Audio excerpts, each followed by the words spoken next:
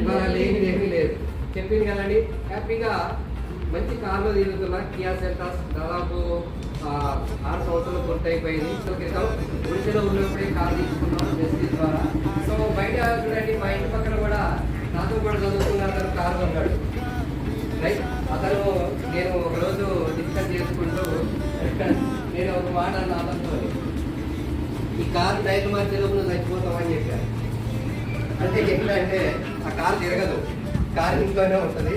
ఆ టైర్ మార్చేలోపు తను ఉండదు, జీవితం అయిపోతుంది ప్రసాదం. కానీ చూడండి, బయట వాళ్ళు కార్లు తిప్పితే కారు ఖర్చు అయింది, అక్కడ జేబు ఖాళీ అయింది.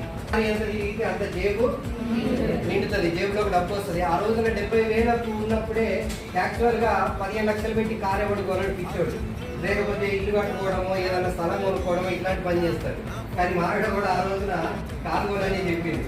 ఇల్లు లేకపోయినా మంచిదే, కారు కొను. కారు కొంటే ఏంటంటే మనకు బిజినెస్ పెరుగుద్ది, ఇన్కమ్ పెరుగుద్ది అని ఆ రోజున డిసైడ్ అయ్యి కారు తీసుకున్నాం. కానీ నెక్స్ట్ మంత్ వెంటనే 1,10,000 వెళ్ళిపోయింది. 80,000 ఉన్న ఇన్కమ్ 30,000 పెరిగిపోయింది. అది ఇదేదో మ్యాచ్. ఇంకా సీరియస్గా వర్క్ చేద్దాం, అదే అంటూ ఉంటారు కదా, డబ్బు వచ్చే కొద్ది ఏమైనా